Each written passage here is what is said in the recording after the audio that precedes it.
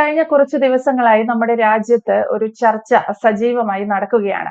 English ഭാഷയ്ക്കാണോ ഹിന്ദിക്കാണോ പ്രാധാന്യം കൂടുതൽ? രാജ്യത്ത് നമ്മൾ ഏത് ഭാഷ സംസാരിക്കണം? ഇംഗ്ലീഷിന് പ്രാധാന്യം നൽകേണ്ടതുണ്ടോ എന്നൊക്കെ സ്കൂൾ വിദ്യാർത്ഥികളുടെ കാര്യത്തിൽ വരെ ഈ ഒരു ആശങ്ക എത്തി നിൽക്കുന്നു. പലതരത്തിലുള്ള അഭിപ്രായങ്ങൾ ഉയരുന്നു എന്നുള്ളതാണ്. നമുക്കറിയാം നമ്മുടെ രാജ്യത്തിന് വിവിധങ്ങളായ സംസ്കാരങ്ങളുണ്ട്, വിവിധ ഭാഷകളുണ്ട്. ഇപ്പോഴും നമ്മളിൽ പലർക്കും ഒഫീഷ്യലായി പോലും രേഖപ്പെടുത്താൻ സാധിക്കാത്ത അത്രയും ഭാഷകൾ നമ്മുടെ രാജ്യത്ത് നിലനിൽക്കുന്നുണ്ട്. അതിനിടയിലാണ് ഒരു ഭാഷാ തർക്കം രൂപപ്പെട്ടു വരുന്നത്.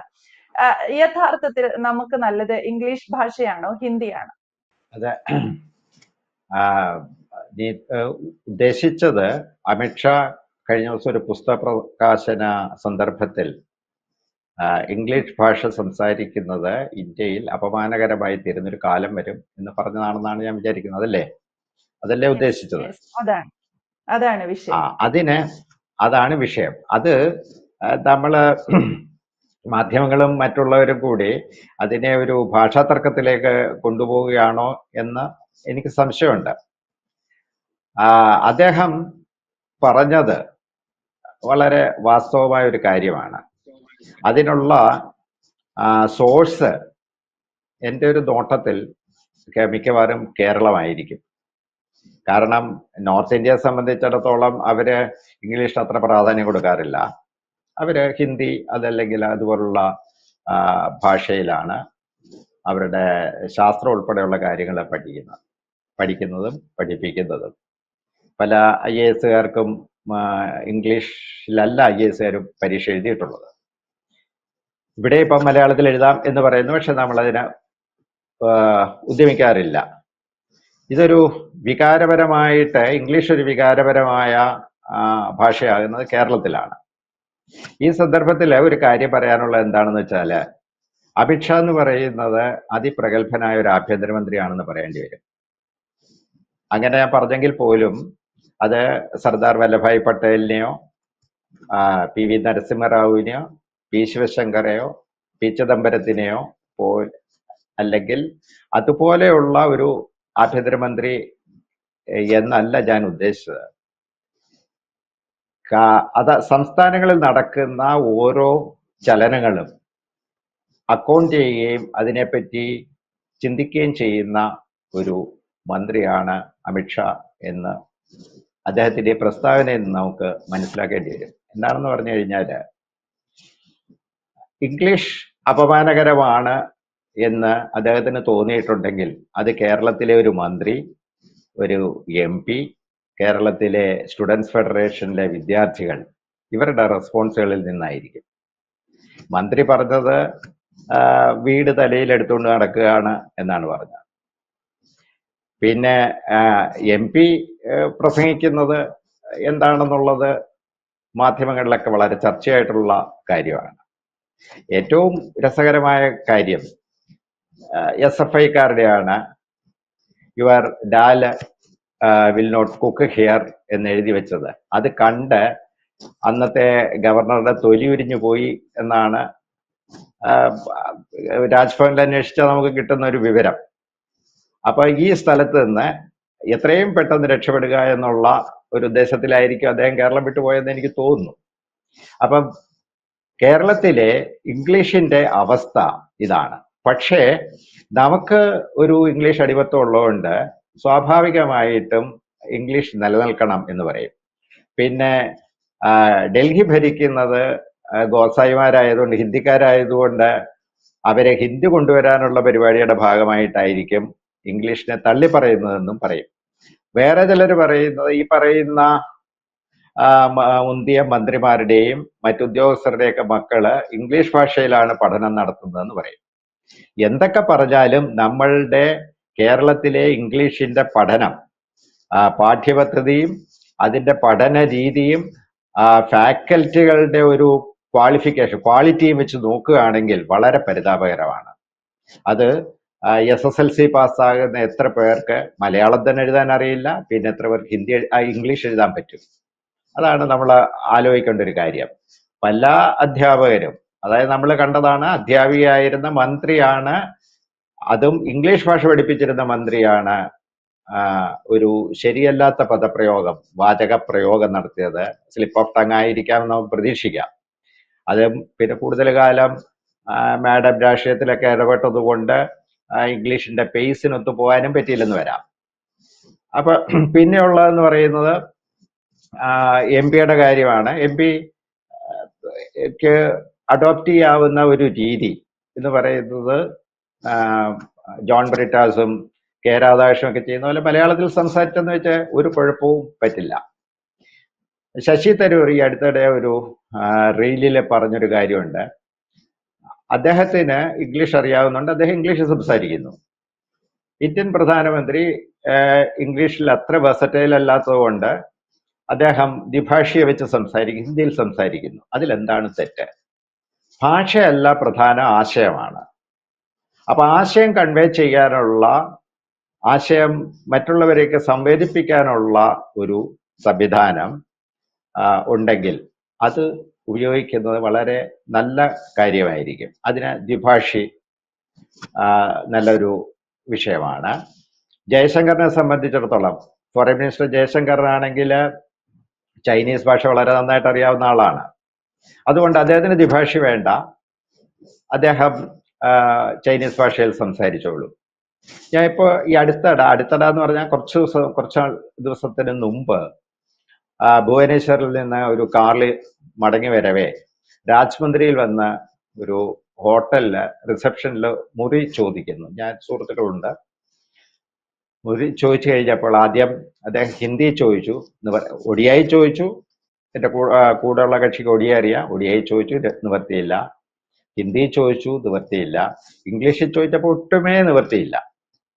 അത് കഴിഞ്ഞിട്ട് ഞങ്ങൾ പരസ്പരം സംസാരിക്കുന്ന മലയാളം കേട്ടപ്പോൾ ആ റിസപ്ഷനിസ്റ്റ് എന്തോ ഒരു ഇതൊക്കെ ഫീൽ തോന്നി.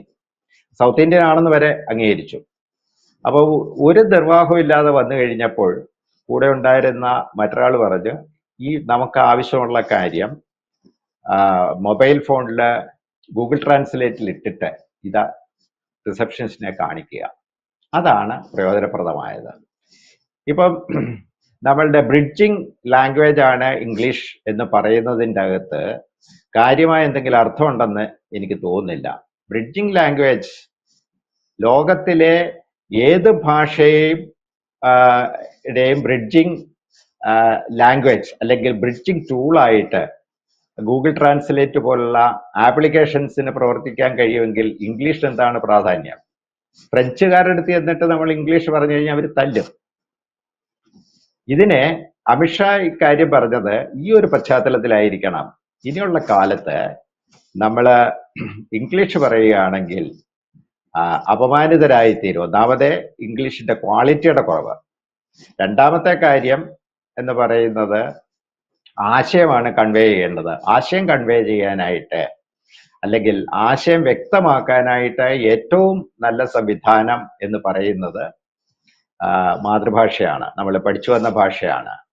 ആ ഭാഷയിൽ വളരെ ഭംഗിയായിട്ട് അത് കൈകാര്യം ചെയ്യാൻ പറ്റും എന്നുള്ളതാണ് തോന്നുന്നത്. അപ്പൊ ആശയമാണ്, അല്ലാതെ ഭാഷയല്ല പ്രധാനം.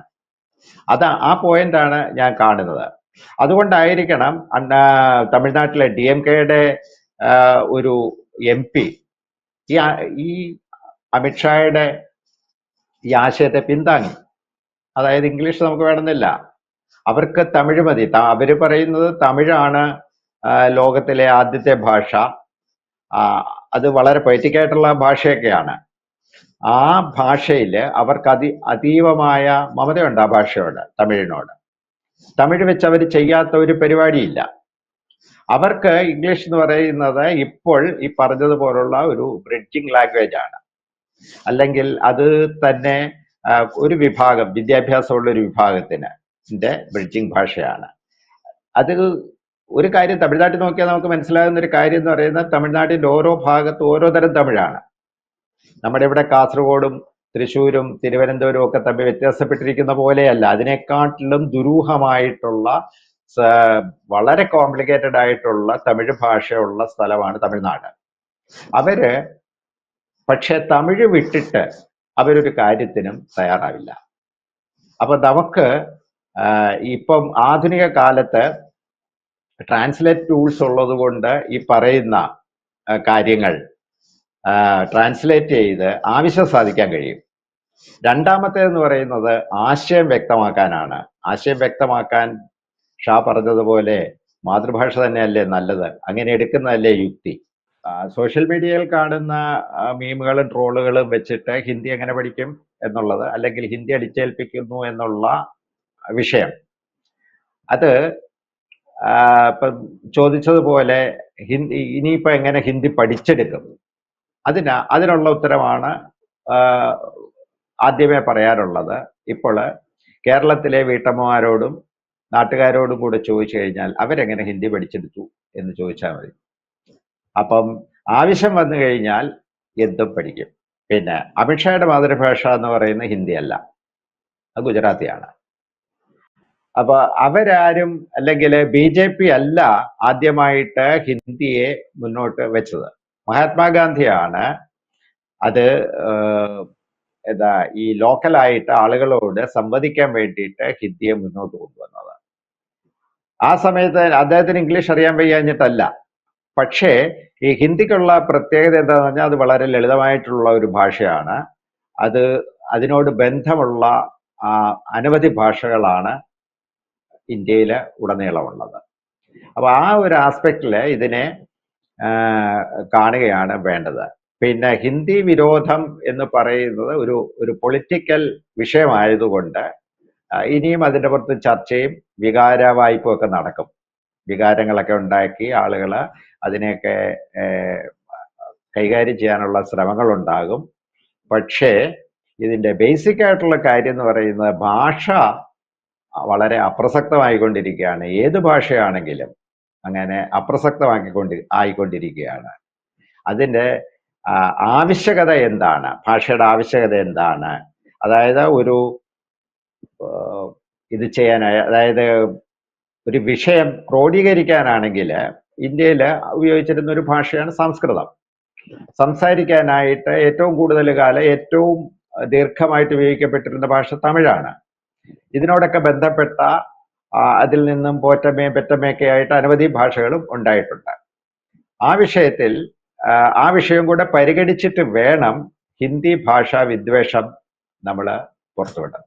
യെസ്, എന്തായാലും ഹിന്ദി ഭാഷ വിരോധം എന്നുള്ളതൊന്ന് രാജ്യത്തുണ്ടോ എന്നതും ചർച്ചയാവുന്നു. ഒപ്പം അമിത്ഷാ മുന്നോട്ട് വച്ച ഇംഗ്ലീഷിന്റെ ഒരു അതിപ്രസരത്തെ കുറിച്ചാണ് സോഷ്യൽ മീഡിയകളിൽ വിവാദങ്ങൾ കൊഴുക്കുന്നത്. ഈ തരത്തിലുള്ള ഒരു ഭാഷാ തർക്കം സോഷ്യൽ മീഡിയകളിൽ നിലനിൽക്കുന്നുണ്ട്. ഭാവിയിൽ ഇംഗ്ലീഷിനോട് ഒരു പൂർണ്ണ ഗുഡ് ബൈ പറയാനാണോ കേന്ദ്ര സർക്കാർ ആഹ്വാനം ചെയ്യുന്നത്? ഹിന്ദി ഇനി എല്ലാവരും പഠിക്കേണ്ടതുണ്ടോ എന്നൊക്കെയാണ് സോഷ്യൽ മീഡിയകളിൽ ഉയരുന്ന ചർച്ചകൾ. വ്യക്തമാണ്. Thank you Ashok sir.